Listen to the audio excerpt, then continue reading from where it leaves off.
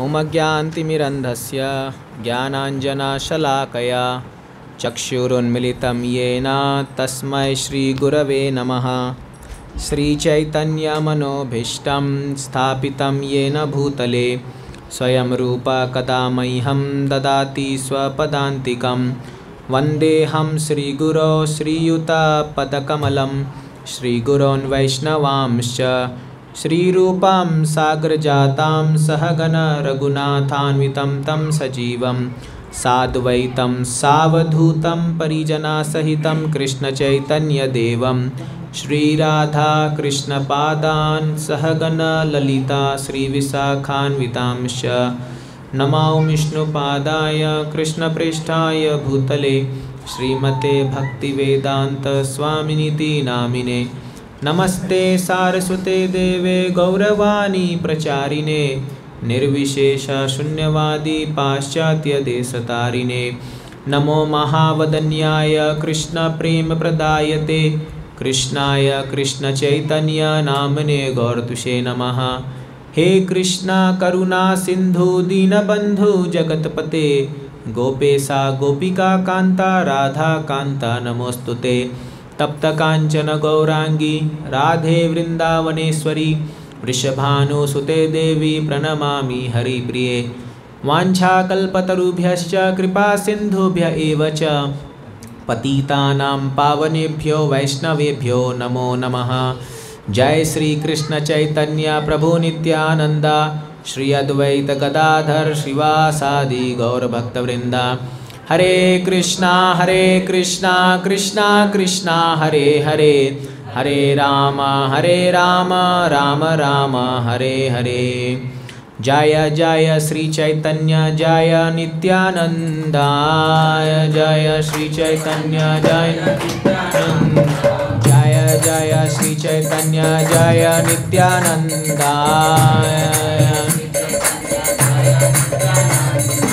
जय जय श्री चैतन्य जय नित्यानंद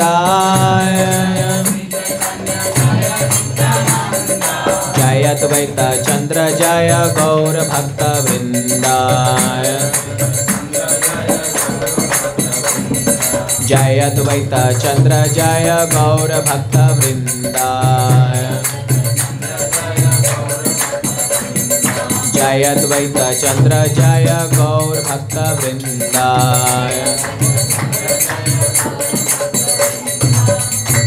हरे कृष्णा।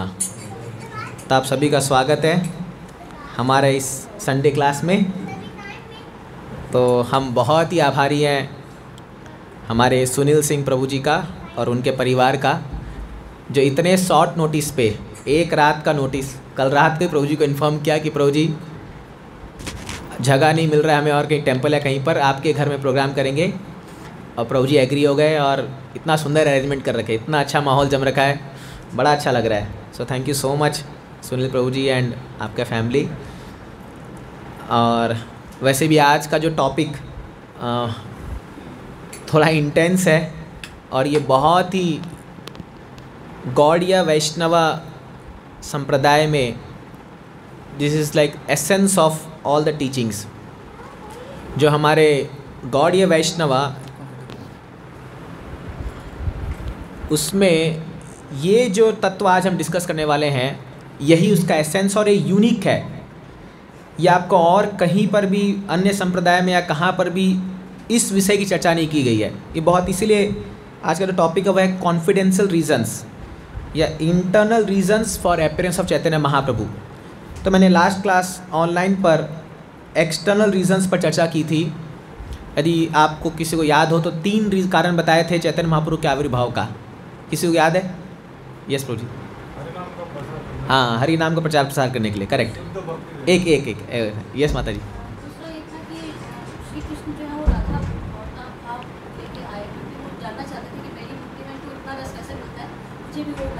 ये तो आज का विषय है।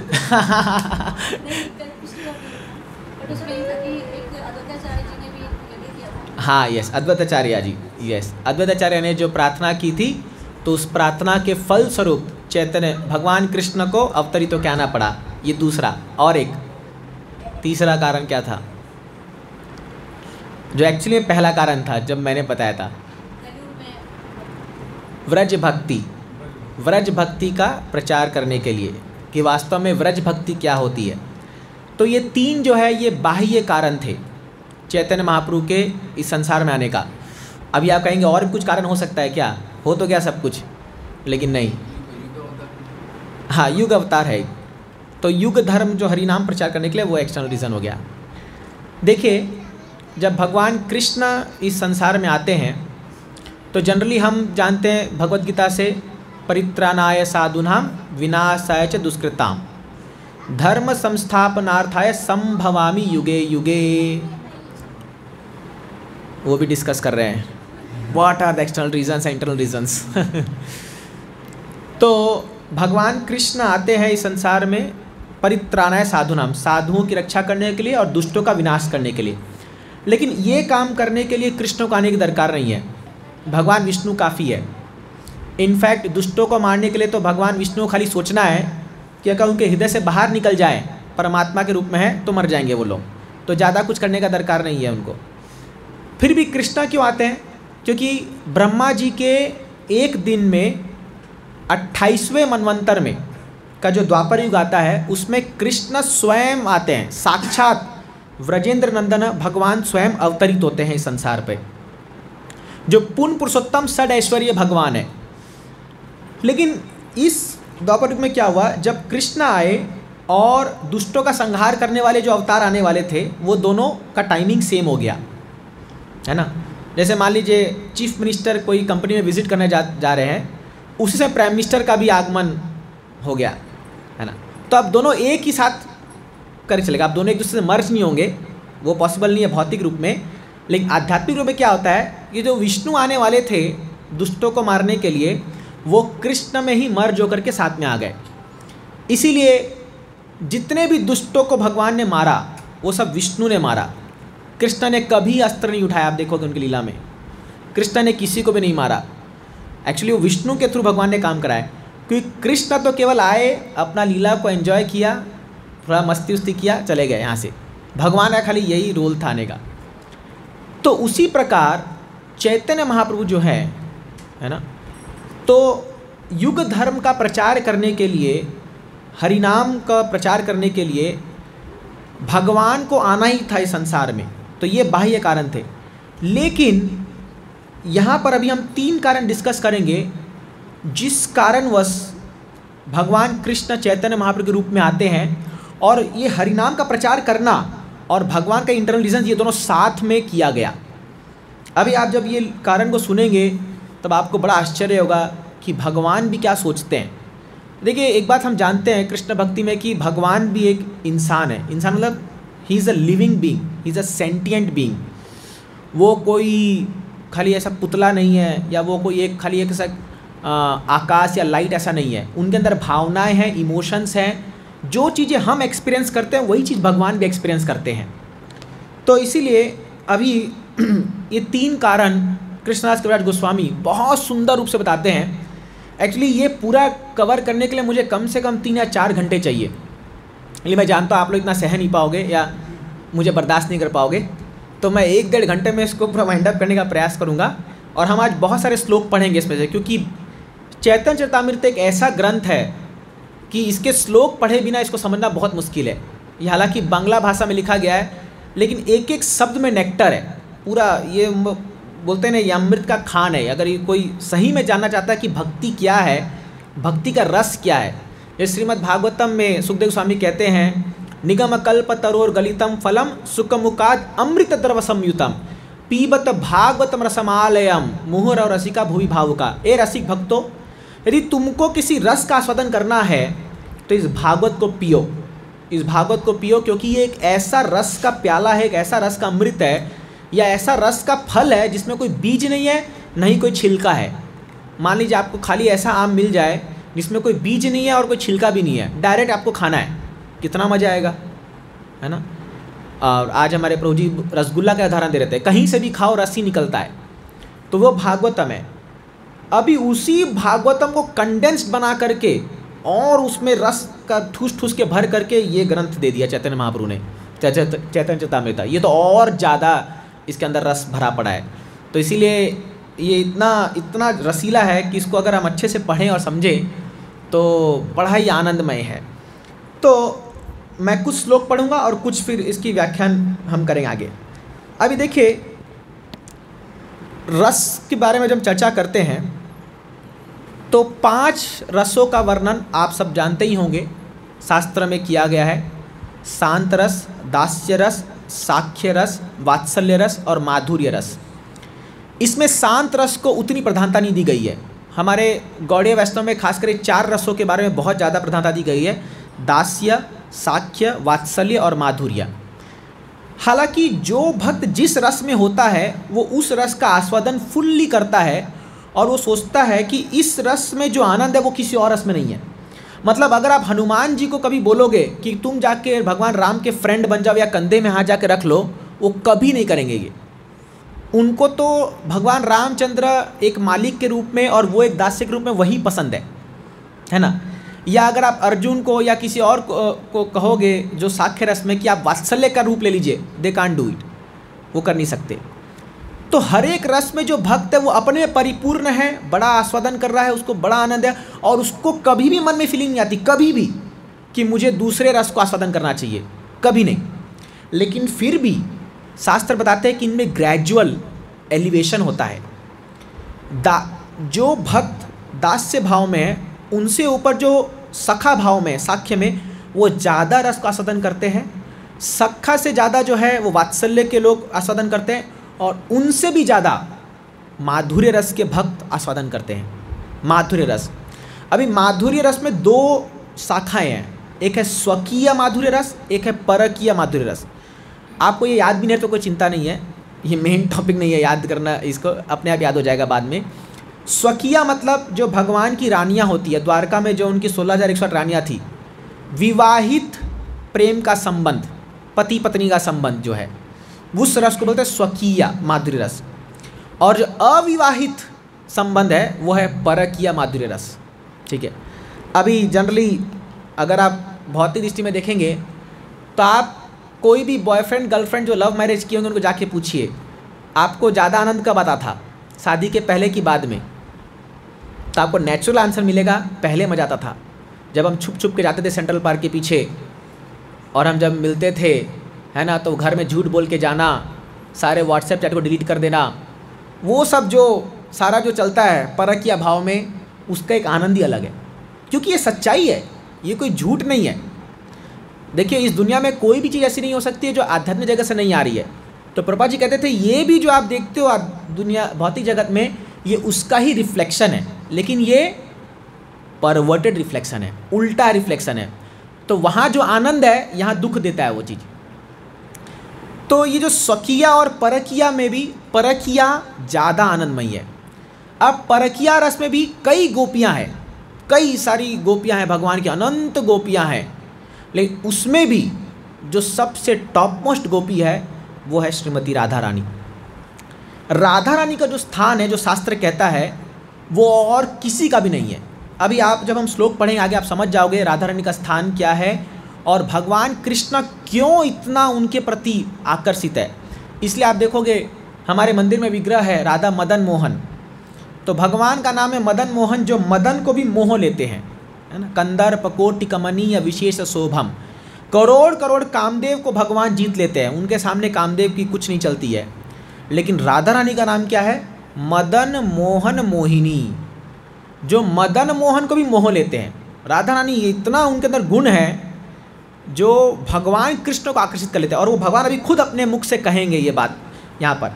तो सबसे पहले हम राधा रानी का महिमा जानने का प्रयास करते हैं, क्योंकि आज का जो टॉपिक है वो पूरा परकीय भाव में ही चलेगा।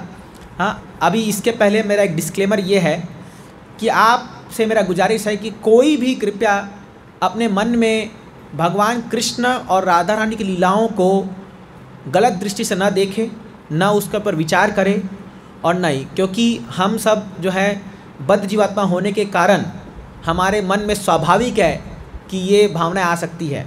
इनफैक्ट मैं खुद भी ये कहना चाहता हूँ कि मैं इसको बोलने के क्वालिफाइड नहीं हूँ, नॉट एट ऑल। मेरी कोई योग्यता नहीं है इस विषय पर चर्चा करने के लिए, लेकिन क्योंकि हमारे शास्त्र में दिया गया है और ये जानने से शायद हमारे कृष्ण और राधा के प्रति प्रेम बढ़े, भक्ति में हम आगे बढ़े, तो शास्त्र में और जो प्रभुपाद जी ने सिखाया उसी दृष्टि से हम इसमें आगे चलेंगे। नहीं तो इन सब्जेक्ट मैटर पर डिस्कस करने के लिए परमहंस जैसे सुखदेव गोस्वामी हैं, ये लोग ही चर्चा कर सकते हैं।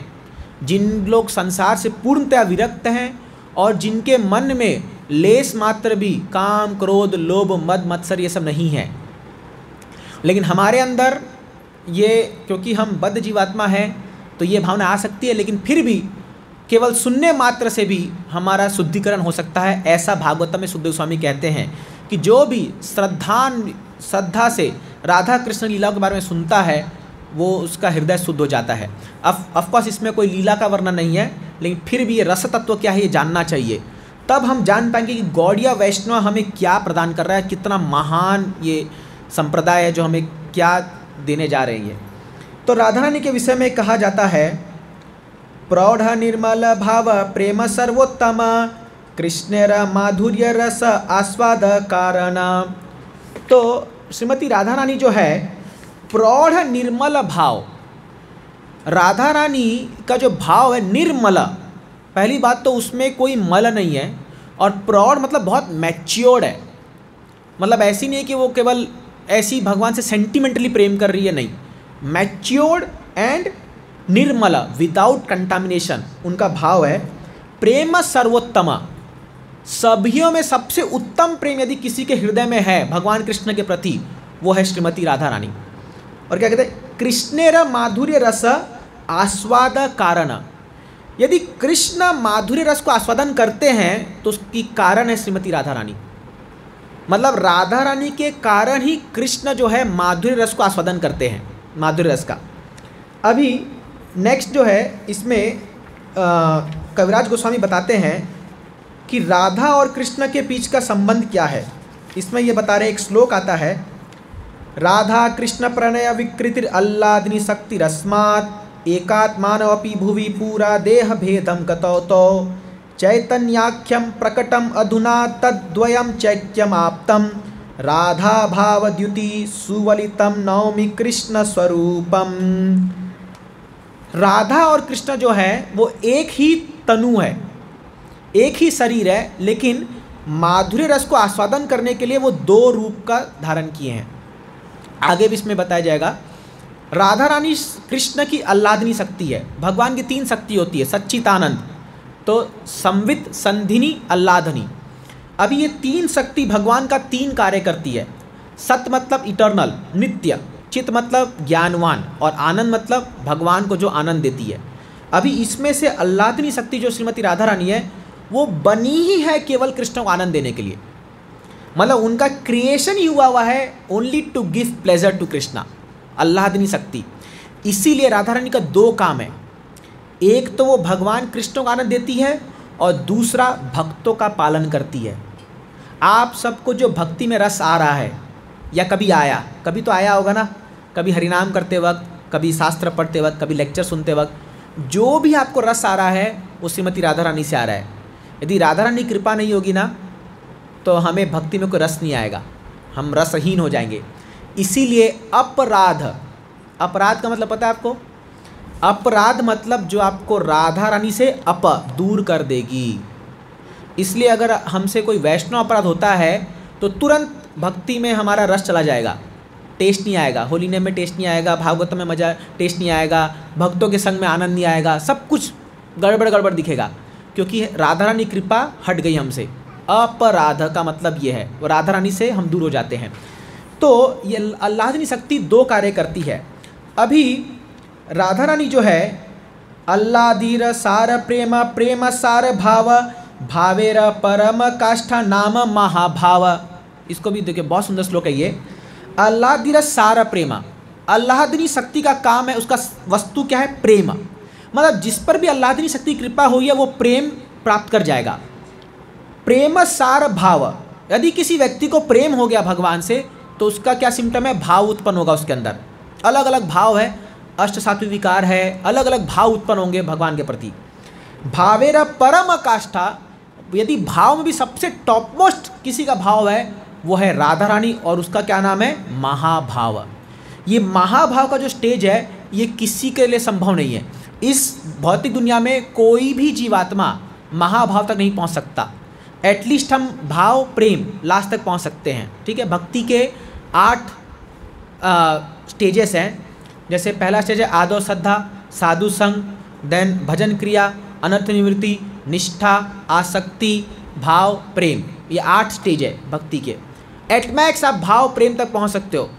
प्रेम के ऊपर और 8 स्टेज है। अगर वो प्रेम के ऊपर कोई व्यक्ति संसार में गया ना, उसकी मृत्यु हो जाएगी। वो झेल नहीं पाएगा उसको, इस शरीर में झेल नहीं सकते उसको। प्रेम के ऊपर राग, अनुराग, ऐसे करके और 8 स्टेज है। तो हम लोग तो पहुंच ही नहीं सकते वहाँ तक, लेकिन हम केवल श्रवण कर सकते हैं कि ये ऐसा भी होता है।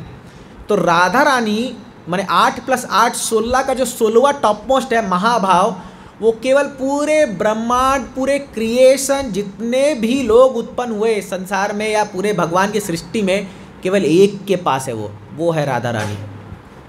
वो महाभाव का जो स्टेज है, महाभाव। और वो महाभाव को प्रकट किया था चैतन्य महाप्रभु ने। ये चैतन्य चरितामृत में लीला वर्णन है। वो लीला आप सुनेंगे तो आपके रोंगटे खड़े हो जाएंगे, जब महाप्रभु ने जो महाभाव प्रकट किया था। तो वो तो और अभी नहीं सुन सकते, उसको हम कहीं बाद में डिस्कस करेंगे। लेकिन मैं आपको बता रहा हूँ, राधा रानी केवल ऐसी भगवान के क्रिएशन में एक क्रिएचर है, या वो तो स्वयं भगवान ही है, लेकिन जिसने महाभाव प्रकट किया था। अभी महाभाव स्वरूपा श्री राधा ठाकुरानी, सर्वगुण खनी कृष्ण कांता शिरोमणि। महाभाव स्वरूपा, महाभाव का स्वरूप लेकर के जो आई है वो है श्री राधा ठाकुरानी। और सर्वगुण खनी, खनी मतलब समझो खान, माइंस, जैसे गोल्ड माइन होता है ना, तो सारे गुणों से संपन्न है राधा रानी। और कृष्ण कांता शिरोमणि, कृष्ण कांता मतलब कृष्णा की जो प्रेयसी है, उन सब में सबसे शिरोमणि, टॉप मोस्ट है वो श्रीमती राधा रानी। इसलिए आप देखते हो रासलीला में जब गोपियों के बीच में भगवान नृत्य कर रहे थे, तो भगवान जब थक गए तो केवल राधा रानी को लेकर के भगवान चले गए रासलीला से।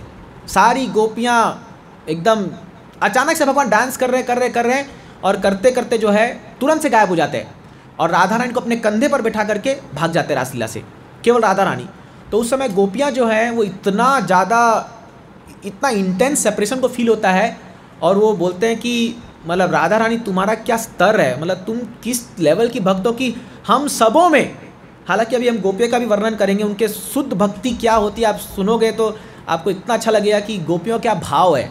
इसमें कोई कंपटीशन नहीं है, ए देख राधा रानी को ले गया, हम क्या कम थे, ऐसा नहीं है। वो गुणगान कर रहे हैं, राधा रानी तुम्हारी जो भक्ति है वो इतनी टॉप मोस्ट है कि कृष्णा ने केवल तुमको चुना। उद्धव जब वृंदावन आए, उन्होंने सबों से मिले, नंद महाराज, इधर आपके यशोदा मैया, सब से मिले। जब राधा रानी से मिले और उनकी भक्ति देखी, तब नतमस्तक हो गए। बोले भाई ऐसा भक्ति तो देखा नहीं। और वो झुक करके प्रणाम किए, बोले राधा रानी तुम्हारे चरणों का धूल मेरे सिर पर दे दो, मुझे और इस संसार में मुझे कुछ चाहिए नहीं। और वो राधे राधे राधे राधे जपते जपते पहुँचे मथुरा। और जब कृष्ण पूछे उद्धव हो आए वृंदावन, बोले हो आया, क्या देखा, बोला केवल राधा को देखा, हर जगह केवल राधे राधे ही देखा। इसलिए आप वृंदावन जाते हो तो देखते हो ना हर जगह राधे राधे राधे राधे। तो व्रज में हर जगह राधा रानी ही है ना एक्चुअली, क्योंकि वो राधा रानी की कृपा के बिना कोई व्रज को प्राप्ति नहीं कर सकता, ये पॉसिबल नहीं है।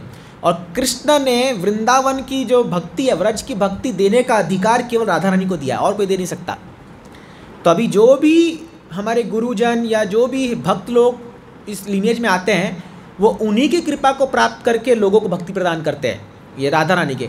इसीलिए प्रभुपाद जी भी जब अमेरिका में जाते तब वो सॉन्ग लिखते हैं, कृष्ण तबे पुण्य हबे बाए, ए पुण्य करीबे जबे राधा रानी खुशी हबे। आप उस सॉन्ग में देखोगे, कृष्ण हम पर कृपा तभी करेंगे जब राधा रानी को खुशी मिलेगी, राधा रानी खुश होंगे हमसे। तो ये राधा रानी का स्थान है। इसलिए हम लोग सब जो है राधा रानी के चरण पकड़ेंगे तो ज़्यादा हमें हमारा सिक्योर पोजीशन है। क्योंकि अगर राधा रानी किसी को रिकमेंड कर देती है, कृष्णा इसको स्वीकार कर लो, तो वो चाहे निहत्ता नालायक कैसा ही क्यों ना हो, भगवान को उसको स्वीकार करना पड़ेगा, राधा रानी, है ना।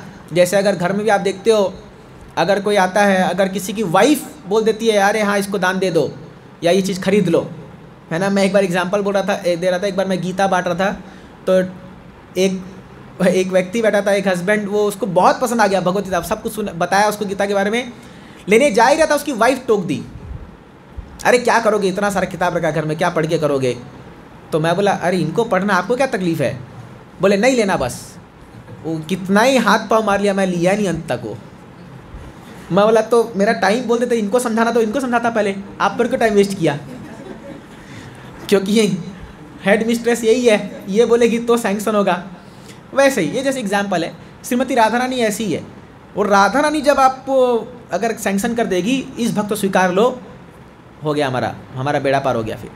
तो ये राधा रानी का महिमा यहाँ पर गा रहे हैं। अब सुनिए, राधा रानी जो है, जितनी भी लक्ष्मियाँ हैं, जितनी भी द्वारका की रानियाँ हैं और जितनी भी गोपियाँ हैं, वो सब राधा रानी का ही एक्सपेंशन है। जैसे कृष्ण से सारे अवतार आए हैं, कुर्मा, मत्स्य, वराह, सारे अवतार कृष्ण से आते हैं, वैसी सारे लक्ष्मियों के जो रूप हैं वो सब श्रीमती राधा रानी से आते हैं। और जितने भी सेवा भाव कृष्ण के सभी सर्वेंट्स में आते हैं वो राधा रानी से आते हैं। ये राधा रानी सबकी शिरोमणि है। नेक्स्ट, कृष्ण वांछा पूर्ति रूप करे आराधने, अतएव राधिका नाम पुराने व खाने। पुराणों में इनका नाम राधा रानी क्यों कहा गया है? क्योंकि कृष्ण वांछा पूर्ति, राधा रानी की एक ही आराधना है, उनकी एक ही वर्शिप है, एक ही उनकी इच्छा है, कृष्ण की इच्छा को पूर्ति करना।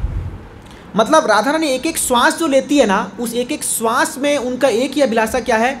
कृष्ण कैसे खुश होंगे। मतलब समझ लीजिए उनका जीवन ही बना है कृष्ण को खुश करने के लिए, इसलिए उनका नाम है राधिका, जिसकी आराधना ही है कृष्ण को प्रसन्न करना। सुखदेव गोस्वामी पूरे श्रीमद् भागवतम में कहीं पर भी राधा रानी का नाम नहीं लेते हैं, कहीं पर भी। आपको पता है क्यों? कि सुखदेव गोस्वामी राधा रानी के इतने शुद्ध भक्त हैं कि अगर वो राधा रानी कह देते मुंह से, केवल राधा बोल देते ना, तो वो ऐसे ट्रांस में चल जाते कि वो कभी वापस नहीं आते फिर, और ये 7 दिन की कथा पूरी नहीं होती। आप सोचिए, श्रीमद् भागवतम में 12 कैंटो है, उस 12 कैंटो को बोलने के लिए 7 दिन नहीं लगता, 7 दिन नहीं लगता। एक्चुअली क्या होता था, सुखदेव गोस्वामी कथा बोलते बोलते ध्यान मग्न हो जाते थे और वो शांत बैठ जाते थे, और सभी जो 88,000 ऋषिगण सब बैठे वहाँ पर, वो वेट करते थे कब ये वापस भारी चेतना में आएंगे और तब जो है ये और आगे कथा बोलेंगे। इसलिए 7 दिन लग गया कथा बोलते बोलते। और सुखदेव गोस्वामी जब ये 10th कैंटो बोल रहे थे, तो जब ये रासलीला का वर्णन आना शुरू हुआ और जब ये एपिसोड आया कि राधा रानी को कैसे भगवान लेके जा रहे हैं, तो वो बार बार सुखदेव गोस्वामी बोल रहे हैं अन्य एक गोपी है, अन्य एक गोपी को भगवान ऐसे उठा के ले गए। कभी राधा रानी का नाम नहीं लिया, क्योंकि पता था कि राधा बोल देते मुंह से, बस हो गया कान खत्म भागवतम वहीं पर। फिर तो ये लोग बैठे ही रहते थे। वो परीक्षित महाराज वो तक्षक आता, इनको ढस लेता, इनका शरीर खत्म हो जाता, भागवतम आज मिलता ही नहीं हमको जैसा था। इतना राधा के प्रति होता। वो तो छोड़िए, हमारे एक परम पूज्य गौर गोविंद स्वामी महाराज, वो मायापुर में एक रूम में बैठ करके कथा कर रहे थे। कुछ उनके सामने कुछ यही लीला चल रही थी जो मैं आज आपको बता रहा हूँ। उनको कुछ डिसाइपल्स आके पूछा, महाराज चैतन्य महाप्रभु जगन्नाथपुरी में 18 साल क्यों बिताए, आप हमें बताइए। जगन्नाथपुरी में हम सबका सौभाग्य, हम अभी पुरी जा रहे हैं, जो लोग भी आ रहे हैं, तो बहुत ही गुह्य स्थान है वो जगन्नाथपुरी। इसीलिए शायद आज का टॉपिक बहुत रेलेवेंट है, क्योंकि आज अगर आप ये क्लास को समझोगे तो आपको पुरी जाने का महिमा समझ में आएगा, पुरी हम क्यों जाते हैं और उसका क्या कारण है। तो महाराज जो है वहाँ पर एक राधा और कृष्ण की लीला बोलना शुरू किए, और परम पूज्य गौर गोविंद महाराज एक बहुत उच्च लेवल के डिवोटी भक्त थे। ये 1994 की बात मैं आपको बता रहा हूँ। तो वो कथा बता रहे थे, और वो बता रहे थे कैसे जब कृष्ण द्वारका से जाते हैं वृंदावन गोपियों से मिलने के लिए, तो पहले एक्चुअली रथ यात्रा जो आती है ना, उसमें जगन्नाथ, बलदेव, सुभद्रा, इसके पीछे बहुत लंबी कथा है। तो पहले कृष्ण बलभद्र को भेजते हैं कि पहले तुम जाओ और वृंदावनवासी को बोलो मैं आ रहा हूँ करके। तो सुभद्रा पीछे जाती है। सुभद्रा बोलती है कि अरे यदि बलराम चले गए तो ये तो खुद इतने भाव में है कि ये तो वहाँ जाके भूल जाएंगे बोलना कि कृष्ण आ रहे, खुद ही उसमें मग्न हो जाएंगे। मैं जाती हूँ, मैं बोलूँगी सब लोगों की आ रहे हैं, कृष्ण आ रहे हैं। इसलिए आप देखोगे रथ यात्रा में पहले कौन सा रथ चलता है? पहले सुभद्रा चलती है, सॉरी, पहले सुभद्रा चलती है, फिर बलराम चलते हैं। नहीं, पहले बलराम, फिर सुभद्रा, फिर जगन्नाथ, सॉरी, पहले बलभद्र जी जाते हैं, है ना। ताल ध्वज उनके रथ का नाम होता है। तो बलभद्रा जाते हैं, सुभद्रा थे। और आप देखो जगन्नाथ सबसे लास्ट में पहुंचते हैं और बहुत लेट पहुंचते हैं, हर बार आप देखोगे लेट पहुंचते हैं।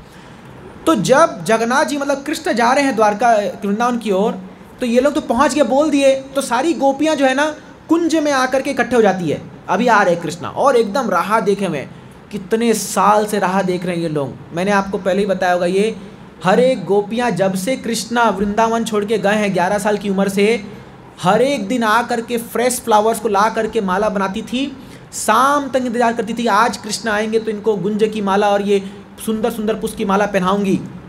लेकिन भगवान आते नहीं थे, उस माला मुरझा जाता था, उसको फेंक करके हर दिन नेक्स्ट, ऐसा करके कई साल बिता दिए। जिनके कान में आज पड़ा कि कृष्ण आ रहे हैं, सोचो क्या उनको जान आ गया उनके अंदर, और सब गुंज में आकर के जहाँ भगवान पहले उनसे मिला करते थे आके इंतजार कर रहे कि भगवान किसके पास पहले आएंगे या कहाँ आएंगे। तो कृष्ण जब पहुँचे वृंदावन तो महाराज जी लीला बता रहे थे, और कृष्ण जैसी सबसे पहले राधा रानी के कुंज में जाते हैं, गुंज में सबसे पहले उनको मिलने जाते हैं, क्योंकि राधा रानी ललिता सखी को बोलती है कि मैं और प्राण नहीं धर पाऊंगी और मेरे से इंतजार नहीं हो रहा, सुन ली थी कृष्ण अभी आ रहे हैं तो और मेरे प्राण अब बचेंगे नहीं। अब तो पता था कृष्ण को अगर और थोड़ा भी देरी हुआ तो ये बचेगी नहीं। अब वो जाते हैं तो महाराज बोलते बोलते लीला कि जब कृष्ण पहुंचते हैं और राधा रानी और कृष्ण का आंखों से आंखों मिलन होता है, महाराज स्तब्ध हो गए। महाराज बोले कीर्तन करो, आई कांट स्पीक मोर। महाराज ये अभी एक सन्यासी हमारे इस्कॉन के, और स्तब्ध होकर के बेड पर गिर गए और उनकी आखिरी सांस थी, वो शरीर छोड़ दिए। ये लाइव इंसिडेंस हुआ है, पता है आपको, शरीर छोड़ दिए। और वो आयुर्वेदिक डॉक्टर आया और उनका नाड़ी चेक किया और उसने कहा कि ये व्यक्ति की मृत्यु नहीं हुई है, ये व्यक्ति एक ऐसे अवस्था में चला गया है जो इस भौतिक संसार का नहीं है, उसने कहा उस डॉक्टर ने। और फिर थोड़ी बार चेक किया, फिर उसने कहा इन्होंने शरीर छोड़ दिया। क्योंकि अष्ट सात्विक विकार में एक जब शुद्ध भक्ति की अवस्था में कोई पहुंचता है, उसमें एक पॉइंट ऐसा आता है जहां पर उसकी इच्छा है भक्त की कि वो इस संसार में रहे कि वो भगवत धाम चला जाए। तो उसने कहा, महाराज ने चूज़ किया कि मुझे जाना है भगवत धाम, और चले गए सिर छोड़ करके। और उनको कोई प्रॉब्लम नहीं था कहीं, ना कोई उनका हार्ट अरेस्ट हुआ, ना कुछ नहीं, कोई कारण नहीं। उनका शरीर मायापुर से भुवनेश्वर लाया गया जहाँ उनका मंदिर था, और 2 दिन तक उनके शरीर में न वो शिथिल पड़ा, न वो जकड़ा, और न कुछ ऐसा ट्रांसफॉर्मेशन हुआ।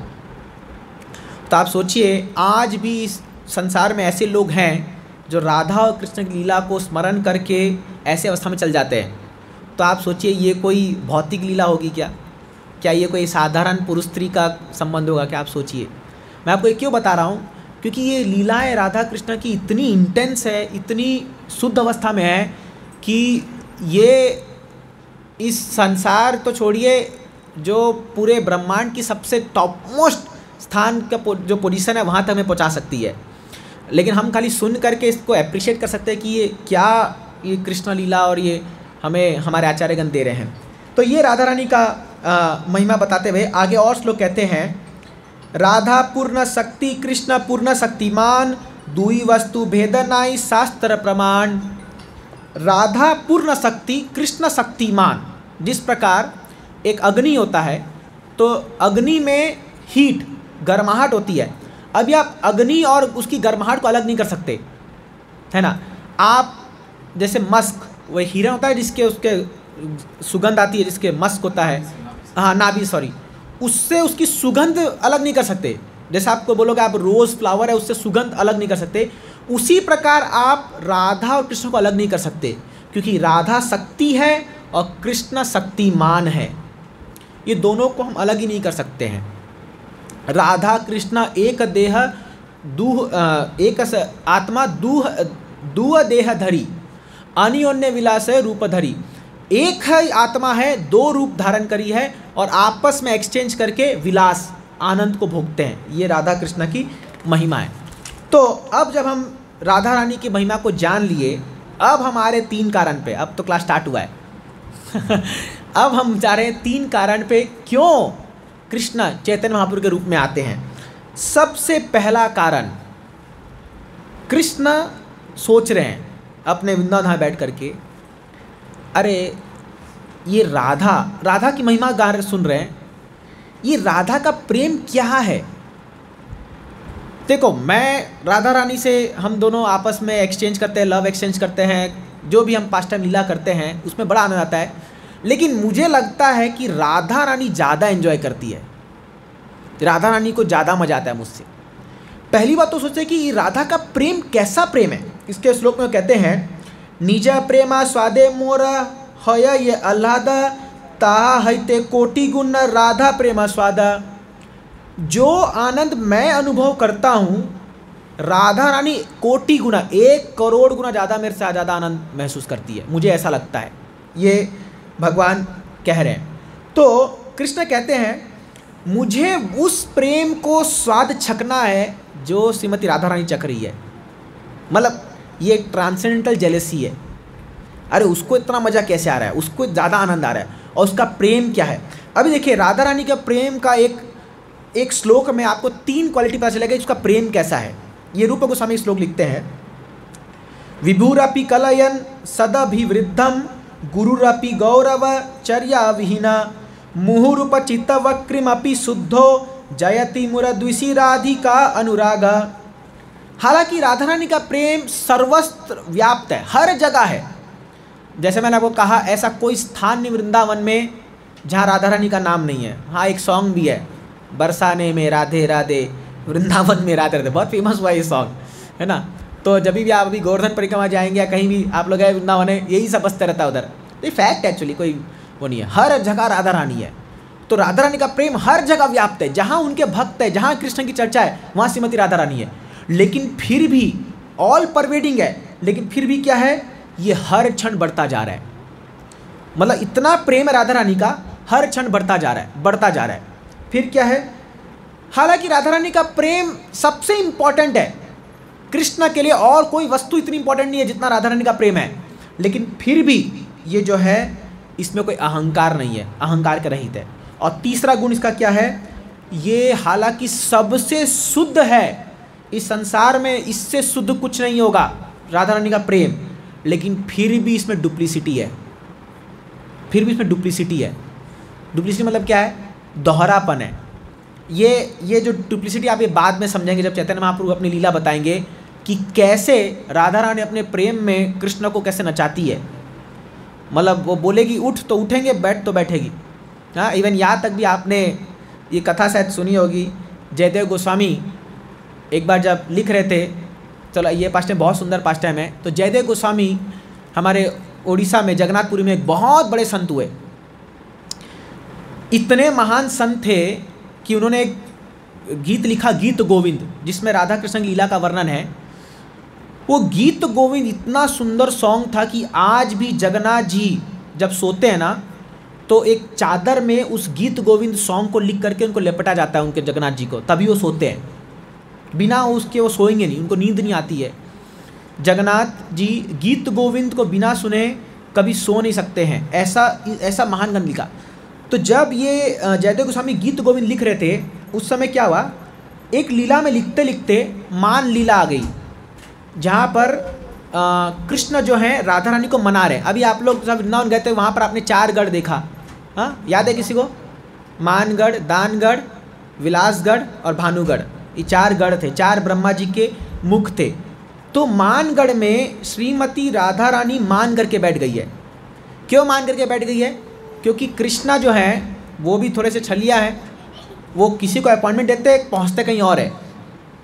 तो राधा रानी को बोल के, तुम रुको रुको मैं आ रहा हूँ, तुम्हें टाइम देता 8 बजे का। वो बैठे चंद्रावली के पास, है ना, चंद्रावली का। तो ये सब बहुत ट्रांसलेटेड लीला है। अभी आप ये मत सोचिए कि 10 गर्लफ्रेंड पाल रखे, एक के पास इधर है, ऐसा नहीं है। तो चंद्रावली भी बहुत ही महान भक्त है। तो 2 पार्टी है, एक राधा रानी की पार्टी, एक चंद्रावली की पार्टी है। तो हम जो है राधा रानी वाली पार्टी वाले हैं, इसलिए हम लोग कभी चंद्रावली का डिस्कस नहीं करते। तो ये इसमें भी लड़ाई है। तो ललिता विशाखा जो है वो चंद्रावली से कृष्णा को खींच के लेके आती है राधा रानी के पास, और बहुत गाली देती है उनको, तुम ये हो वो हो, बहुत गाली देती है। तो चंद्रावली के पास बैठे थे, तो राधा रानी को पता चल गया कि ये वहाँ बैठे हुए हैं, मरे मुझको अपॉइंटमेंट दे करके वहाँ चले गए। तो मान करके बैठ जाती है।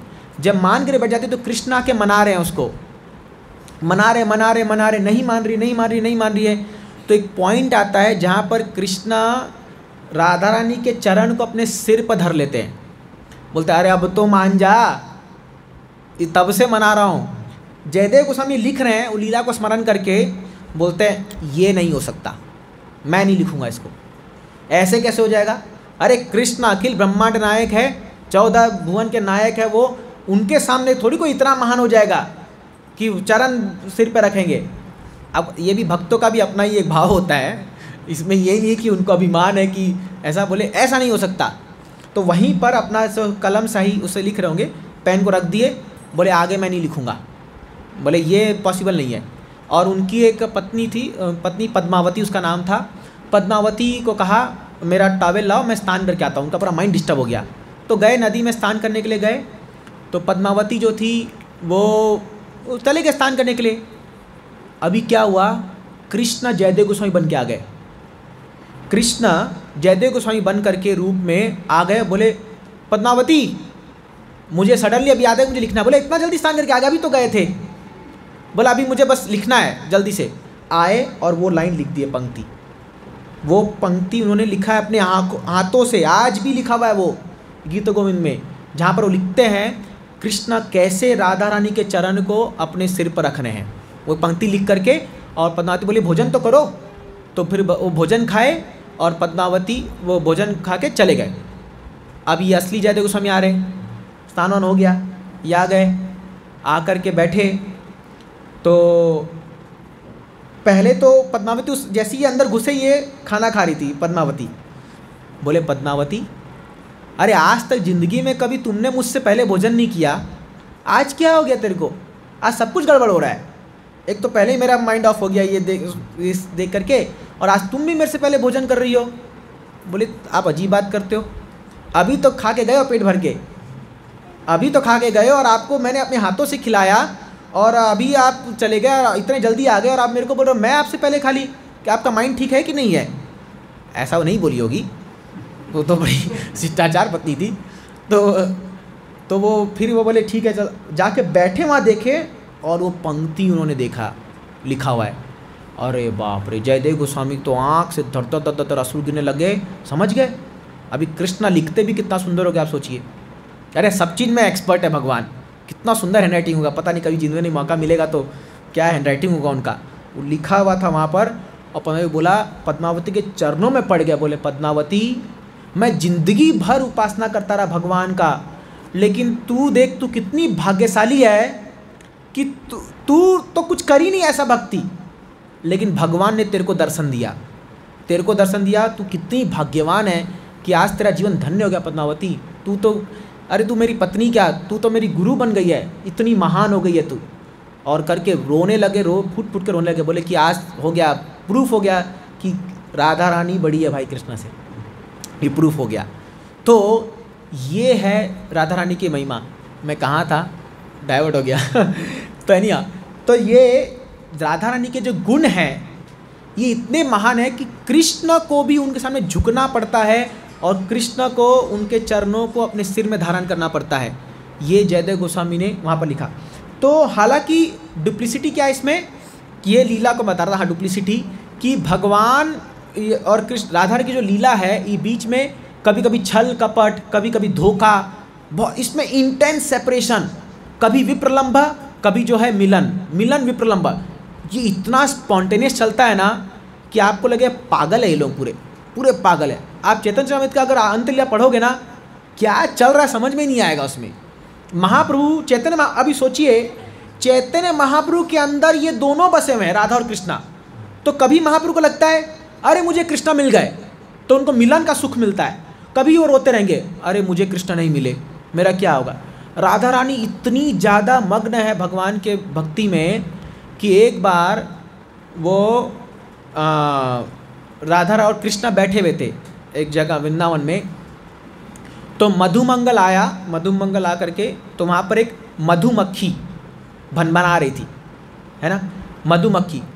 तो अभी ये मधुमक्खी जब भनभना रही थी तो ये मधुमंगल आया और उस मधुमक्खी को भगा दिया, ठीक है, उसको भगा दिया। तो उसने कहा मधु चला गया, मधु चला गया। अभी ये क्या सोच रही राधा रानी, मधुसूदन चले गए, भगवान का नाम मधुसूदन है ना, मधुसूदन। कृष्ण बगल में बैठे हैं, और ये सोच, जैसी सुनी मधु चले गए, मूर्छित हो गई। क्या मधु चले गए? ये बगल में बैठे हैं ये है इनका भाव। मतलब although so close but so separate, ऐसा फील होता है इनको विप्रलंब भाव। तो ये अपने समझ के परे है, लेकिन आप खाली झलक समझिए क्या भाव है राधा रानी का, ऐसे इनके क्वालिटीज़ है। तो कृष्ण जब इस पर विचार कर रहे हैं कि ये कैसा लीला है, ये कैसा राधा रानी का लव है।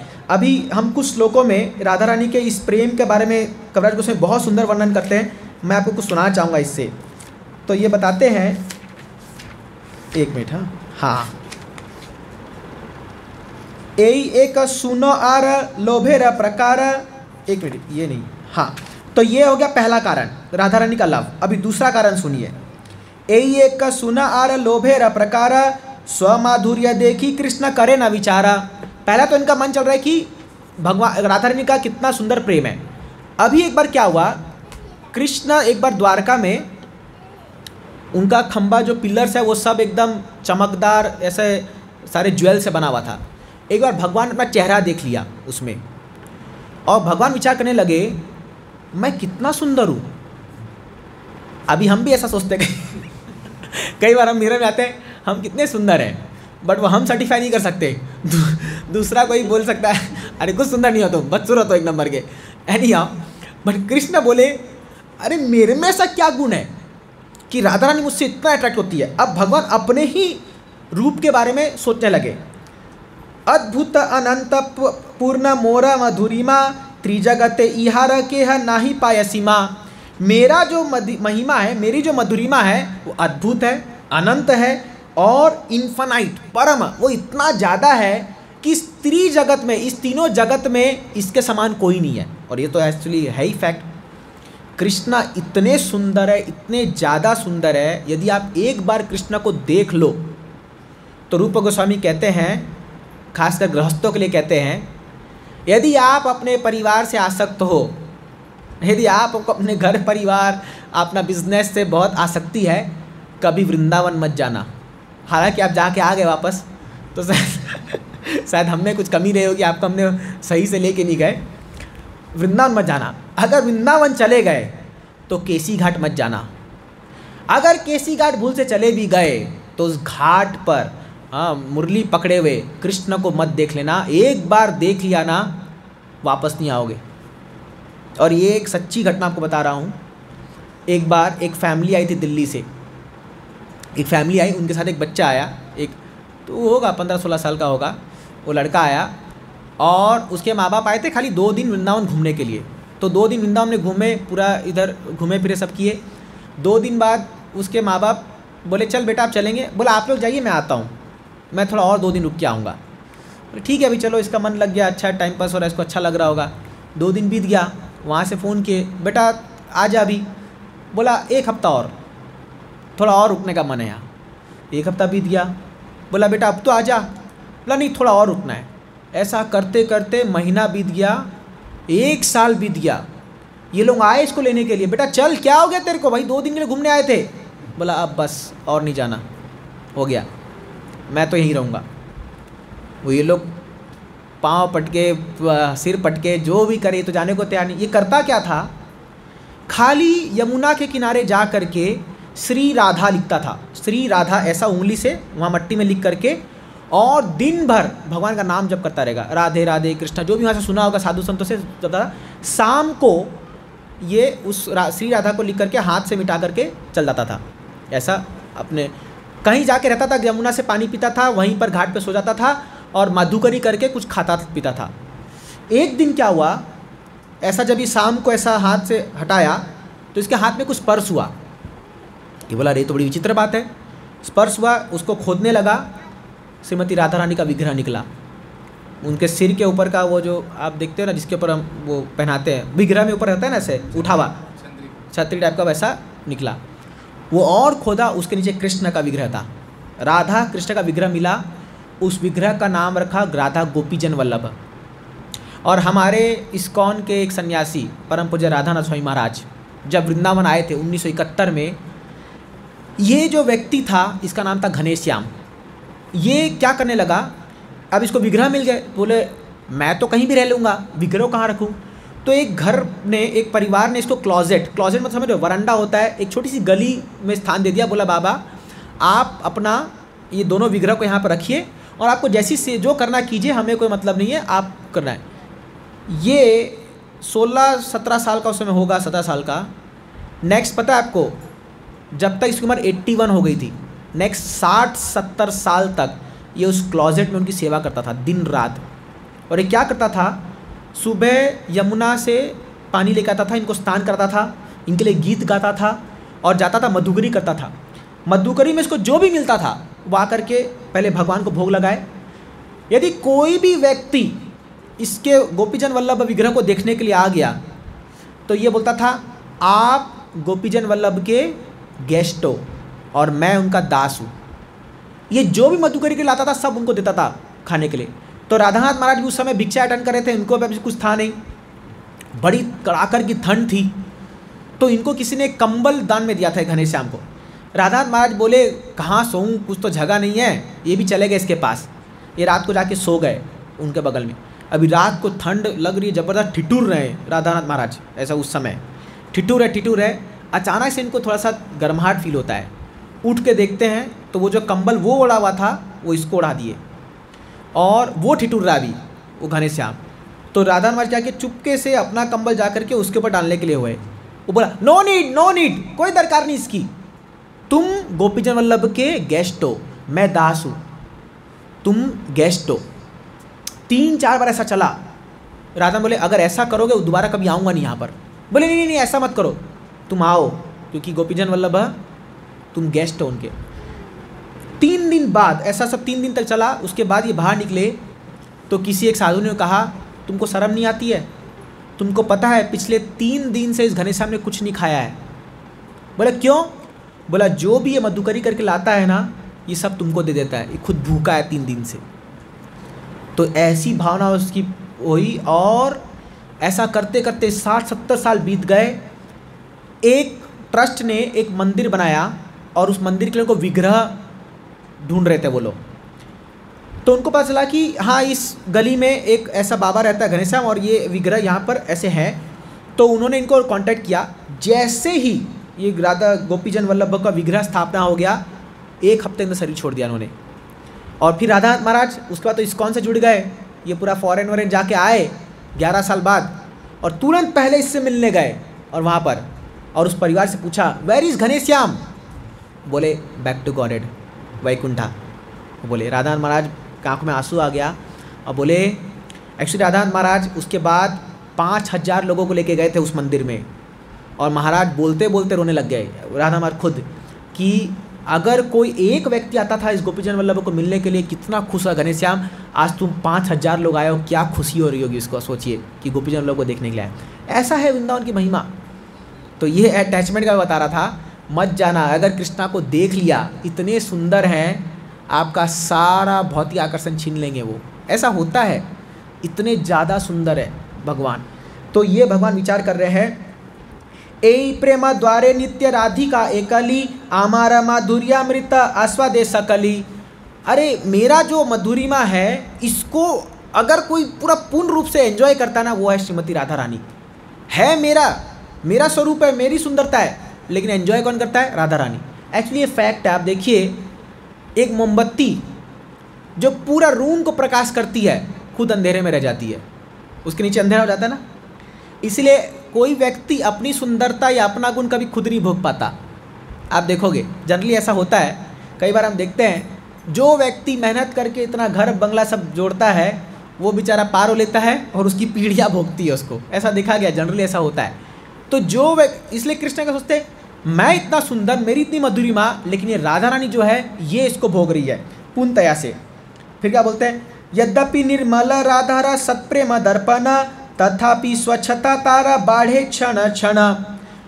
हालांकि राधा रानी का प्रेम शुद्ध है, लेकिन फिर भी वो एक ऐसा दर्पण है जिसकी कांति बढ़ते ही जा रही है।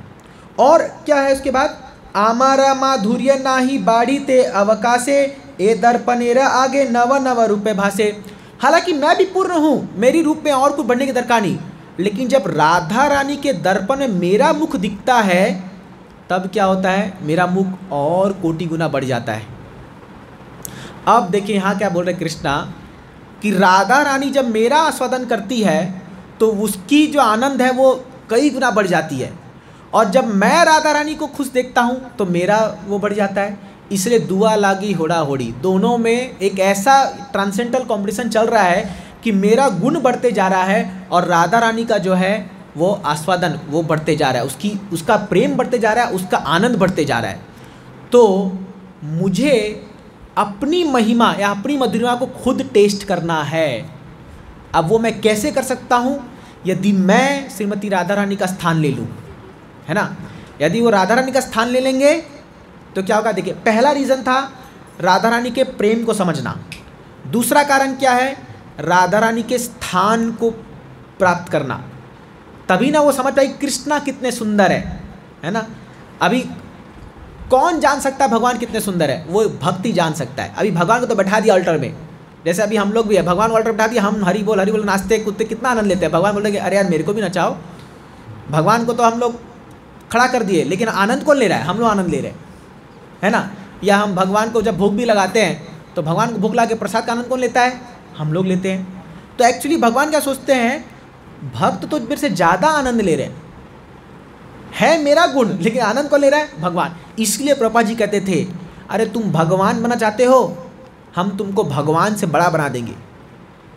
प्रभुपाद बोलते थे भक्ति ऐसा मार्ग है, भगवान तो छोड़ो, तुम भगवान से श्रेष्ठ बन जाओगे। कैसे? नंद महाराज का चप्पल, नंद महाराज बोलते हैं कृष्णा जाओ मेरा चप्पल लेके आओ, वो अपने सिर पे चप्पल रख करके लेके आते हैं कृष्णा। गोपियाँ कृष्णा को कभी गोपी ड्रेस पहना करके नचवाती है, जो मन है। आप सोचो कृष्णा जो है, सुदामा इतना गरीब ब्राह्मण, उसको बैठा करके उसकी आरती उतार रहे हैं। सारी रानियाँ जो पटरानियाँ देख करके आश्चर्यचकित है, बाबा ये कौन आ गया ऐसा गरीब ब्राह्मण। भगवान अपने भक्तों को अपने से ऊंचा स्थान दे देते हैं। ऐसा कोई होगा? ऐसा कोई व्यक्ति होगा? भगवान इतने महान है। तो ये गुण ये जानने के लिए कि राधा रानी का स्थान लेने के लिए वो दूसरा कारण में आते हैं। अभी तीसरा और फाइनल कारण वो आते हैं श्रीमती राधा रानी का आनंद जानने के लिए। देखिए, पहला था प्रेम, दूसरा है पोजीशन, तीसरा है हैप्पीनेस। अभी यहाँ पर जब कविराज गोस्वामी कहते हैं, कविराज गोस्वामी यहाँ पता चाहते हैं प्रेम और काम में अंतर क्या है। प्रेम और काम में अंतर क्या है? जनरली जब भी राधा कृष्णा या कृष्ण गोपियों की लीला हम जब सुनते हैं तो जनरली हमें क्या लगता है, ये तो एक ऑर्डिनरी काम अफेयर है, लस्टी अफेयर है। लेकिन कविराज गोस्वामी क्लियर कट डिफ्रेंशिएशन करते हैं कि काम और प्रेम में अंतर क्या है, और बताते हैं आत्मेंद्रिया प्रीति वांछा तारे बलि काम, कृष्णेंद्रिया प्रीति इच्छा धरे प्रेम नाम। जब आपको अपनी इंद्रियों को संतुष्टि करने की इच्छा है वो है काम, और कृष्ण की इंद्रियों को संतुष्टि करने की इच्छा है वो है प्रेम। क्लियर कट डिफ्रेंशिएशन है। और वो कहते हैं प्रेम इज़ लाइक गोल्ड, वो सोना है, एंड काम लस्ट इज़ लाइक आयरन, लोहा है, वो लोहा है ना। तो जनरली इस संसार में जो भी आप रिलेशनशिप देखोगे उसमें क्या है? अपना खुद का स्वार्थ है, मेरे लिए क्या है। अगर वो सेटिस्फाई नहीं हुआ, नेक्स्ट पार्टनर है कि नहीं है ना, नेक्स्ट पार्टनर, वो सेटिस्फाई नहीं हुआ तो इसीलिए जैसे एक बार एक बहुत ही नौजवान एक कन्या ने एक बूढ़े व्यक्ति से शादी कर लिया, बहुत अमीर व्यक्ति था। तो उसको पूछा अरे पगली क्या देखा उसमें? बोला सिंपल, उसका इनकम और उसका दिन कम। बहुत पैसा है और कुछ दिन में जाने वाला ही है, नहीं जाएगा तो मैं ही भेज दूँगी इसको ऊपर।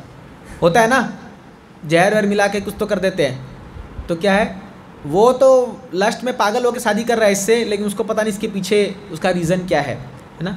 तो आप देखोगे प्राय कर इस संसार में जो है काम वासना जो है रिलेशनशिप को आगे बढ़ाती है। और उसमें भी क्या है, क्योंकि जब तक हमारी इंद्रिय संतुष्ट हो रही है तब तक सब कुछ ठीक है। जैसी उसमें कुछ कमी आई, ब्रेकअप है ना। अभी हम लोग तो क्या है, कई सारे यूथ लोग को हम ट्रेनिंग करते हैं तो आए दिन हमारे पास कोई ना कोई बैठा रहता है, प्रो जी ब्रेकअप हो गया। वो कभी अभी इस दिन पहले ही, कुछ दिन पहले ही एक लड़का आया, बोला प्रभु जी मैं अपनी नस काटने का प्रयास किया, लेकिन जो छुरी पकड़ा तो उसमें धार कम था। इतना डिप्रेशन में चला गया था वो। बोला अरे पागल, तो इसके पीछे इतना वो हो रहा है, अगर वही प्रेम तुम कृष्णा से कर लेते तो तुम्हें कितना मिलता। ध्रुव महाराज जब भगवान से मिलने जा रहे थे तो पता है उसकी माँ ने क्या कहा था उसके लिए? सुनीति थी, उसने कहा बेटा जितना प्रेम मैं तेरे को करती हूँ ना, जब तू भगवान से मिलेगा ना, मैं जैसी 5 लाख गुना ज़्यादा प्रेम तेरे को देगी, वो देंगे तेरे को भगवान, उतना माँ का प्रेम तेरे को देंगे, जा। अब क्योंकि उसके माँ ने उसको भेजा भगवान के पास, जब ध्रुव महाराज 36,000 साल रूल करके जा रहे थे वैकुंठ पे, जब विमान आया सामने, तब सबसे पहला प्रश्न पूछा मेरी माँ कहाँ है? उसने मुझे भगवान का रास्ता बताया। तो उस नंद सुनंदा आए थे भगवान के पार्षद, बोले देखो तुमसे पहले तुम्हारी माँ जा रही है भगवत धाम का। तो जो लोग पद प्रदर्शक गुरु होते हैं ना, जो लोग आपको पहला भक्ति का आपको देते हैं, भक्ति में जोड़ते हैं, भक्तों से जोड़ते हैं, वो लोग को भी क्रेडिट मिलता है उसका। मतलब आप जब प्रचार करते हो, आप किसी को भक्ति में जोड़ते हो ना, लीजिए आप एक माला कीजिए, चलिए मंदिर चलिए, जितना आप जोड़ोगे ना उतना आपको उसका इफेक्ट मिलेगा। तो एक सॉन्ग में बहुत सुंदर नित्यानंद प्रभु गाते हैं कि खोड़ा निताई नाम में हटे खोले छे, सूरा भी कुंजेते नाम में हटे कुले छे। बोलते हैं चैतन्य महाप्रभु ने हरि नाम का एक नाम हट खोल दिया, मतलब दुकान खोल दिया है, और किनिबो लो भाई नाम ले लो। क्या उसका मूल्य है? श्रद्धावान मूल्य, एक ही मूल्य है, श्रद्धा। यदि आपको इतना विश्वास है कि ये हरिनाम से दुनिया का उद्धार होगा, मेरा उद्धार होगा, केवल उस श्रद्धा से आ जाओ, और अकेले मत आओ, 4-5 को लेके आओ। उससे क्या होगा? दस्तूरी लोई वो आमे पूर्ण हबे काम। क्योंकि जितना आप लाओगे ना 4-5 लोगों, उतना आपको उसका कमीशन मिलेगा। तो जो प्रचार में जितने लोगों को जोड़ता है ना, उतना कमीशन उसको मिलता है। मतलब आपने, मान लो आप भक्त बने, आपने एक जन को और जोड़ा, तो भगवान के रिकॉर्ड में क्या चला गया? जो भक्ति वो कर रहा है उसका कुछ परसेंटेज आपको ही मिल जाएगा। भाई इसने भी तो मेहनत किया इसको लाने में। क्योंकि कृष्णा अपने जो जीवात्मा है उनको प्राप्त करने के लिए इतने ज़्यादा उत्सुक हैं कि यदि आप भी एजेंट को पैसा देते हो ना, घर ढूंढने के लिए ब्रोकर वोकर देते हो ना, ब्रोकरेज, तो इसमें भी चलता है सब, भक्ति में भी, है ना।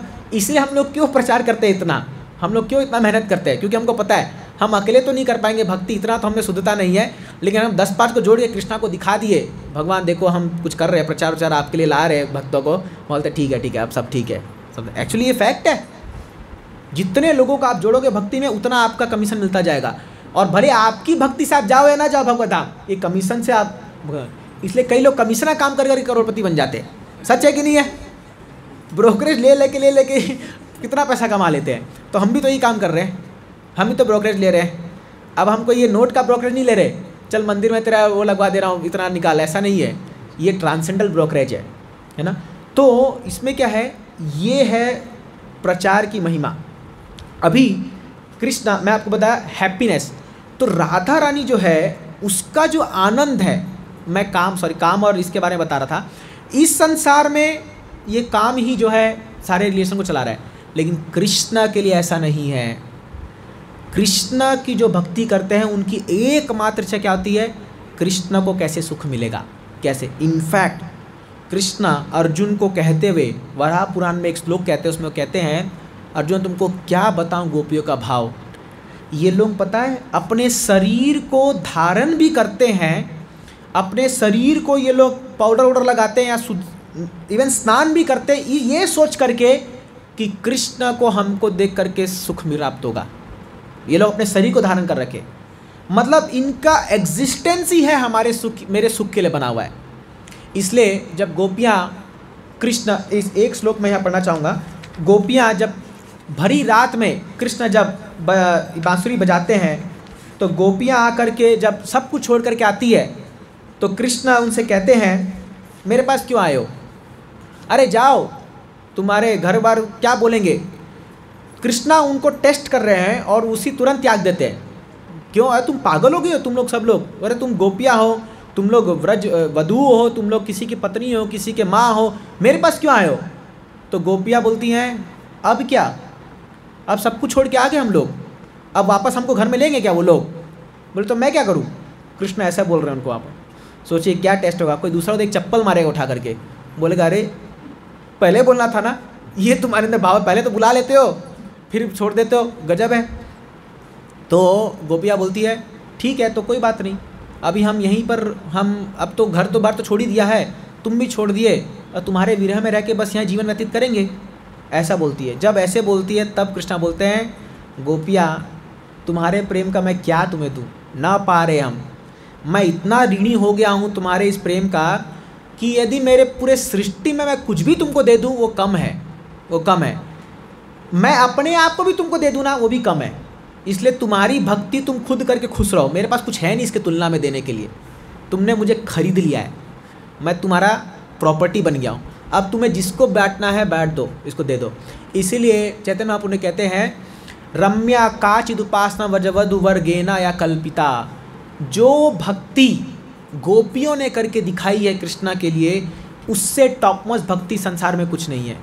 और इसलिए चैतन्य महाप्रभु ने ये भी कहा न हम विप्रो न च नरपति, हाँ, न मैं सन्यासी न मैं क्षत्रिया न मैं गृहस्था न मैं वानप्रस्था, गोपीर भर्तु पद कमले और दास दास दास दास दासानुदास, मैं उन गोपियों को भरण पोषण करने वाले कृष्ण के दासों के दासों के दासों के दासों के दासों के दासों के दास हूँ। 7 बार दास बोलते हैं, I am servant of servant of servant of servant, ये चैतन्य महाप्रभु कह रहे हैं किसको? गोपियों का भरण करने वाले को। इसीलिए जो लोग कहते हैं कि हम कृष्ण के भक्त हैं, वास्तव में वो कृष्ण के भक्त नहीं है। जो लोग कहते हैं हम कृष्ण के भक्तों के भक्त हैं, वो ज़्यादा असली में भक्त है। इसलिए हम लोग गोपियों की भक्ति को एक आदर्श मान करके उनके पद चिन्हों पर हम चलने का प्रयास करते हैं, और उसी भक्ति का आस्वादन चखने के लिए चैतन्य महाप्रभु इस धरातल पर पधारे, है ना। तो इस पे कहने को बहुत कुछ ये चीज़ था, लेकिन मैं 3 इसको समरी करके फिर हम कंक्लूजन में आएंगे। तो 3 कारण मैंने बताए। पहला किसी को याद है? हाँ, राधा रानी के प्रेम का आस्वादन करने के लिए। दूसरा पोजीशन, राधा रानी के स्थान को। और तीसरा उनके आनंद को, है ना, उनका क्या आनंद है। तो देखिए अभी चैतन्य महाप्रभु जब इस धरातल पर प्रकट हुए तो ये 3 उनका इंटरनल मूड था। अब क्या हुआ, जब महाप्रभु आए उन्होंने संकीर्तन आंदोलन शुरू किया। महाप्रभु ने अपने शुरुआती के दिनों में इसको कभी भी प्रकाशित नहीं किया, इन भावों को कभी प्रकाशित नहीं किया। जब से वो ईश्वरपुरी से दीक्षा लेके आए, गुरु से दीक्षा लिए, और जब से वो हरे कृष्ण महामंत्र जप करना शुरू किए, हाँ, तो प्रकाशन सरस्वती उनको बनारस में उन्होंने कहा कि अरे तुम तो सन्यासी हो, तुमको वेदांत सूत्र पढ़ना चाहिए, क्या पागलों की तरह नाम जप करते रहते हो, नाचते रहते हो, कूदते रहते हो।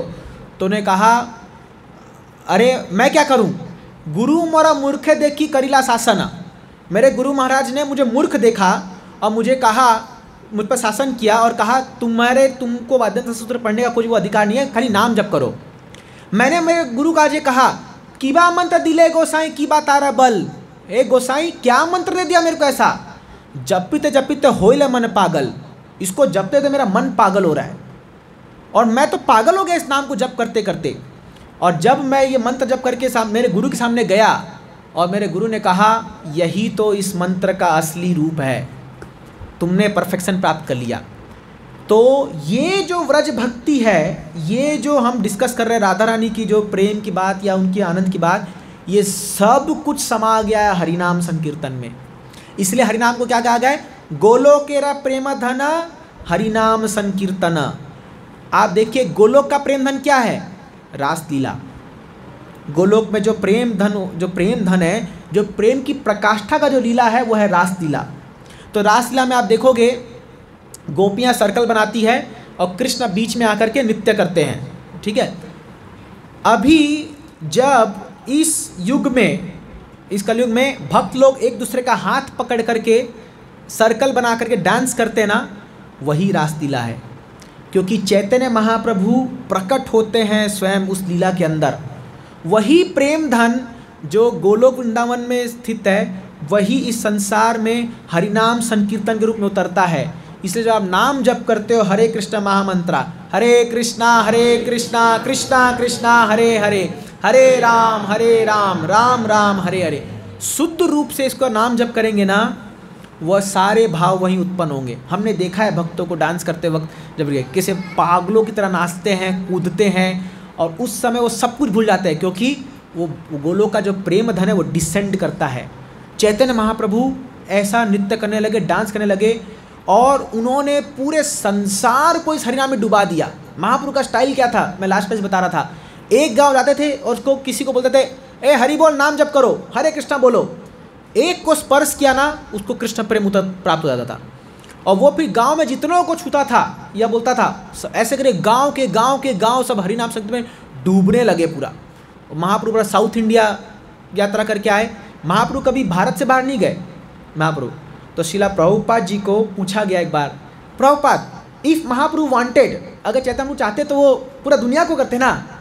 प्रभुपाद ने कहा, he left it for our credit. Chaitanya Mahaprabhu ने हम लोगों के लिए छोड़ दिया इस कार्य को, ये करने के लिए। तो आप सोचिए, ये जो इस्कॉन मूवमेंट है, ये चैतन्य महाप्रभु की लीला चल रही है, ख़त्म नहीं हुई अभी लीला उनकी। ये मत सोचिए 500 साल पहले महाप्रभु चले गए, नहीं नहीं नहीं नहीं नहीं, अभी भी इस्कॉन में महाप्रभु चल रहे हैं, और उनके ही मार्ग दृष्टि में ये सारी लीला हो रही है। आपको ये बात पता नहीं होगी, लेकिन जो भी एक भी जीवात्मा इस्कॉन में जुड़ रहा है ना, वो महाप्रभु के सैंक्शन से जुड़ रहा है, वो महाप्रभु के। मैं आपको इसका उदाहरण देता हूँ। श्रीला भक्ति सिद्धांत ठाकुर, जो प्रभुपाद जी गुरु महाराज है, उनके पिता भक्तियों ठाकुर हालांकि एक महान भक्त थे, लेकिन उन्होंने कहा तुम दीक्षा गौर कृष्ण बाबा जी महाराज जाके लो। वो जब गए उनके पास, उन्होंने कहा मैं महाप्रभु से पूछ के बताऊंगा तुम्हें दीक्षा देना के लिए देनी है। 17 बार वो गए, 17 बार।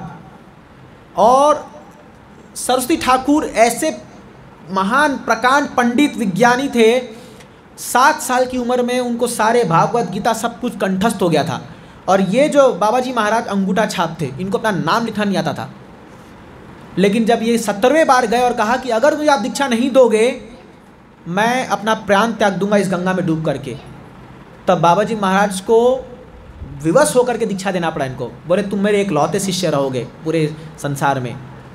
और वो एक शिष्य ने ऐसा काम कर दिया, और उन्होंने फिर गौड़िया मठ बनाया। फिर उसके बाद शिला प्रभुपाद जी को दीक्षा दिया, और आज उस प्रभुपाद जी की कृपा से देखो लाखों करोड़ों लोगों को ये हरिनाम जा रहा है। कहने का अर्थ ये है, चैतन्य महाप्रभु हो चाहे प्रभुपाद हो, कोई भी हो, किसी ने भी अपनी शक्ति प्रदर्शन नहीं की जब तक वो एक आध्यात्मिक गुरु से नहीं मिले। चैतन्य महाप्रभु जब ईश्वरपुरी से मिल करके आए, तब उन्होंने सिम्टम दिखाना शुरू कर दिया, और फिर तो बस उनको और कुछ सूझता ही नहीं। दिन रात नाम संकीर्तन, तो दिन भर तो करते ही थे, रात में भी जब एक बार ऐसे ही उनके पार्षद में बैठे थे, बोले अरे हम लोग रात का टाइम वेस्ट क्यों कर रहे हैं। बोले बात तो सही बोल रहा है, रात को सोना क्यों है, कीर्तन करते हैं ना। तो श्रीवास आंगन में रात भर कीर्तन चलता था, और उसमें चैतन्य महाप्रभु के कॉन्फिडेंशियल एसोसिएट्स, जो उनके एकदम निकटतम पार्षद लोग आकर के कीर्तन करते थे रात भर में। उसको किसी को अलाउ नहीं था वहाँ पर, और किसी को अलाउ नहीं, केवल चैतन्य महाप्रभु और उनके निकटतम पार्षदगण। ऐसे करके महाप्रभु ने 24 साल बिताए मायापुर में, नवद्वीप में, नदिया में। नेक्स्ट 24, उसके बाद उन्होंने संन्यास ले लिया।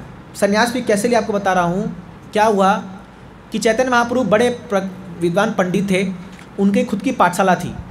उस पाठशाला में उनके कुछ शिष्य लोग थे। एक बार महाप्रभु पढ़ाते पढ़ाते, महाप्रभु ने अपना एक स्टाइल निकाला था।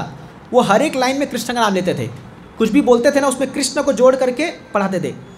तो पढ़ाते पढ़ाते क्या हुआ, गोपी का नाम स्मरण आ गया उनको, और गोपी गोपी करके चिल्लाने लगे। तो क्या हुआ, उनके शिष्यगण थे, वो महाप्रभु का मजाक उड़ा दिए। बोले देखो, अरे गोपी गोपी क्या बोलता है, कृष्ण बोल, गोपी क्या बोलता है, ऐसे करके बोल दिया। महाप्रभु इतने गुस्से में आ गए, उसको वहीं डंडा पकड़ के मारने के लिए दौड़े। बोले तू मुझे सिखाएगा, क्योंकि क्या है, महाप्रभु अभी समय आ गया था महाप्रभु का संन्यास लेने को, कुछ तो बहाना चाहिए था। तो फिर महाप्रभु ने कहा ये लोग लायक नहीं है गोपियों के भाव को समझने के लिए, मुझे संन्यास लेना पड़ेगा।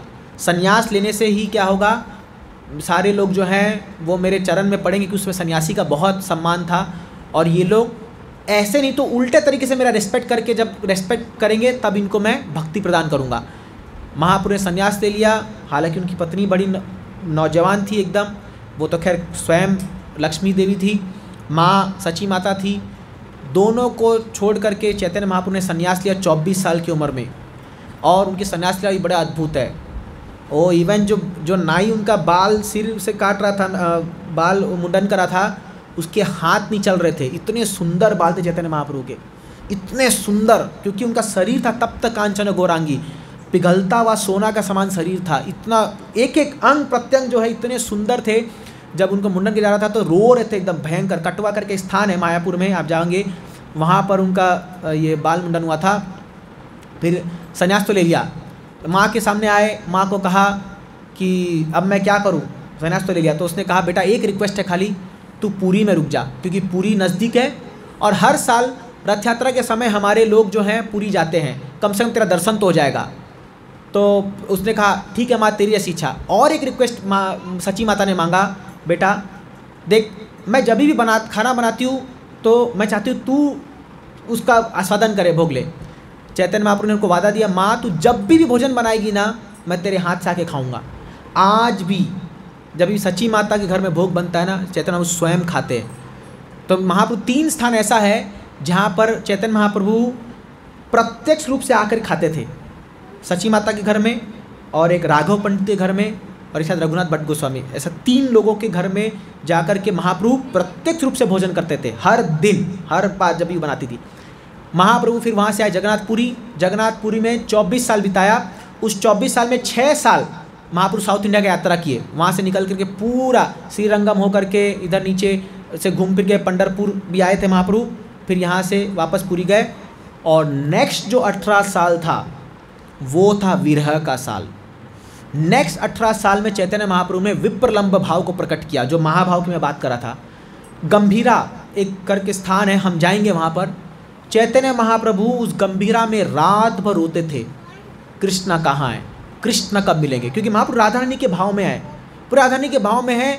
और उस विरह में अपने गाल को जो है वो रगड़ते थे दीवार से, खून हो जाता था पूरा शरीर जो है, रगड़ते थे, ऐसा बोलते मिला दो मेरे को, कृष्ण से मिला दो, कृष्ण से मिला दो।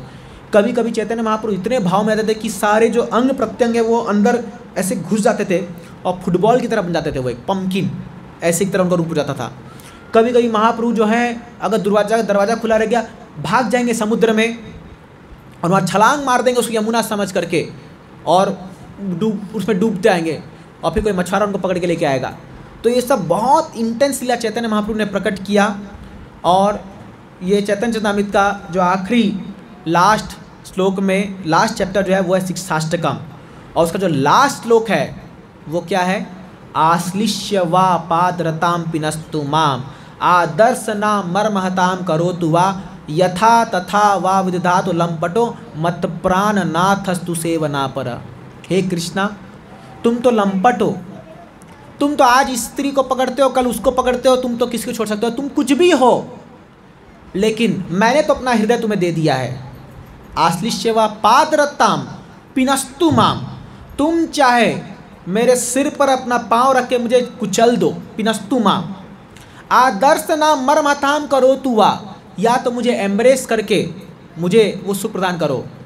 यथा तथा वा विदधातु लंपटो, तुम किसी भी कंडीशन में रखो, तुम मेरे प्राणनाथ हो। मत प्राणनाथस्तु सएव नापरा, मेरा दुनिया में और कोई प्राणनाथ नहीं है। This is the essence of pure devotional service. ये है शुद्ध भक्ति। शुद्ध भक्ति ये है, भगवान मारो भी राखो भी जो इच्छा तोआर, नित्यपति तोआ दास तोआ अधिकार। आप मुझे मारो, मुझे रखो, मुझे जो करना है करो, लेकिन हम तो आपके नित्य दास हैं, ये आपका हम पर अधिकार है। जब भक्त इस शरणागत से भाव से सरेंडर होता है भगवान को, तभी जो कृष्ण ने कहा था सर्वधर्मान परित्यज्य मामेकम शरणम व्रज अहं त्वां सर्व पापयो मोक्षयिमां मा शुचः, इसको समझाने के लिए चैतन्य महाप्रभु प्रकट हुए। इस श्लोक का मतलब क्या एक्चुअली में, ये व्रज भक्ति क्या है, और अपने लीलाओं से उन्होंने ये करके दिखाया। और खैर चैतन्य महाप्रभु की अनंत लीलाएं हैं। तो ये तो अभी स्टार्ट हुआ है चैतन्य चरितामृत, इसका 9 वॉल्यूम है। और धन्य है श्रीला प्रभुपाद जिनके कृपा से हम लोग को ये चैतन्य चरितामृत मिला है। आपको पता है ये पूरी किताब 9 वॉल्यूम को कितने समय में तैयार किया गया? कोई अंदाज़ा लगा सकता है? 2 महीनों में 9 वॉल्यूम। एक वॉल्यूम में कम से कम भी 1000 पेज है विथ पिक्चर्स। प्रभुपाद जी ने अपने शिष्यों को कहा, if you can print Chaitanya Charitamrita in 2 months I will personally take you back to Godhead. मैं तुम्हें भगवत धाम लेके जाऊंगा अगर तुम कर पाओगे। दिन रात एक कर दी उनके भक्तों ने, और 2 महीने में ये पूरा चैतन्य चरितामृत को 9 वॉल्यूम को प्रकट करके दिखा दिया। ऐसे थे उनके शिष्य प्रभुपाद जी के। तो शिला प्रभुपाद जी इतने महान आचार्य हैं, वो चैतन्य महाप्रभु के सेनापति भक्त हैं। महाप्रभु ने ऐलान किया था, पृथ्वी ते याचियते नगरादिर्ग्राम सर्वत्र प्रचार हो बे मोरा नाम। एक दिन आएगा जब गांव गांव में मेरे नाम का प्रचार होगा। फिर कौन करेगा प्रचार? मोरा सेनापति भक्त लो लो जन्म। मेरा सेनापति भक्त आएगा इस संसार में जन्म लेने के लिए। तो 1896 में भक्तियों ठाकुर ने किताब लिखा था, टीचिंग्स एंड प्रिसेप्ट्स ऑफ लॉर्ड चैतन्य, जिनको उन्होंने मैकगिल यूनिवर्सिटी कनाडा में भेजा था। और उस बुक में उन्होंने लिखा था, द टाइम हैज़ कम, सेनापति भक्त of Lord Chaitanya will appear soon in this world. और उसी साल शिला प्रभुपाद जी का जन्म हुआ। शिला प्रभुपाद जी का जन्म उस दिन उस समय।